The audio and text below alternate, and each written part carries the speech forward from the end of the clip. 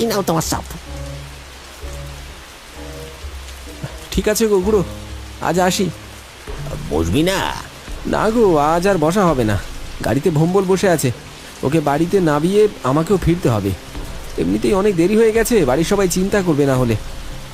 আজ আসছি, অন্যদিন বসে অনেক গল্প করবো খন। হাতে গরম চপের ঠোঙাটা নিয়ে গরুর গাড়িতে উঠে বসলাম। আশেপাশে থমথমে পরিবেশ, বৃষ্টি থামার কোনো নামগন্ধ নেই। আকাশ কালো মেঘে ছেয়ে গেছে। গরুর গাড়ির কাঠের ছুঁয়ে টুকটাক বৃষ্টির শব্দ, আর দূরে কোথাও যেন গুমগুম করে বাজ পড়ার শব্দ। মাঝে মাঝে গাটা শিউরে ওঠে। ভম্বল তখনও গাড়ির ছইয়ের ভিতর গোমরা মুখে বসে আছে, কিন্তু ওর মুখটা ঠিকঠাক দেখা যাচ্ছে না। আলো কম, ছায়া বেশি। আমি ডাকলাম, ভম্বল ঠিক আছিস তো? জবাব এলো না। আবার ডাকলাম একটু জোরে, আরে ভম্বল নামবি তো, তোর বাড়ি এসে গেছি। ভম্বল এবার কথা বলল, আজ তাহলে আসছি, কাল তাহলে সময় মতো চলে আসিস। সাবধানে যা। হ্যাঁ হ্যাঁ রে, ঠিক আছে। কিরে, কি হলো? গাড়িটা ঘোরা, বাড়ি যাবি তো? হ্যাঁ, এই দিক দিয়েই তো যাব। এদিক দিয়ে গেলে তাড়াতাড়ি চলে যাব। আরে তুই কি পাগল হয়ে গেছিস নাকি? এই রাস্তায় তো তেলো ভেলে মাঠ পড়বে, তুই জানিস না? ওই পথে কেউ যায় না। দেরি হোক তবুও তুই এই দিক দিয়ে যা। তুই আবার চপ কিনেছিস? মাঝ রাস্তায় দাঁড়িয়ে ভূতে যখন চপ চাইবে বুঝতে পারবি তখন। না না, তুই এই দিক দিয়ে যা। আরে ধুর, বাজে বকিস না তো। ভূতে নাকি চপ চাইবে? যত সব ফালতু।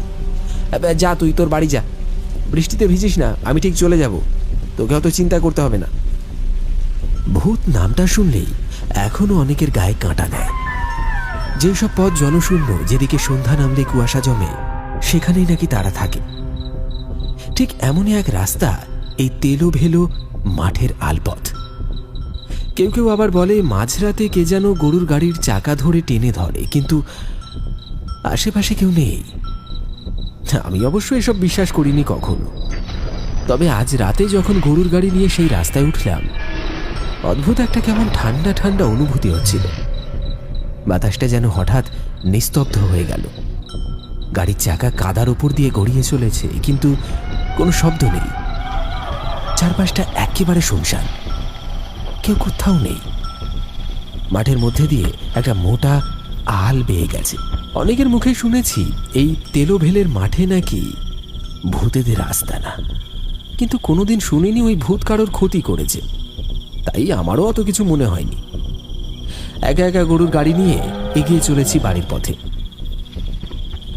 ঝিরঝির বৃষ্টি, আর মাঝে মাঝে কান ফাটানো বজ্র।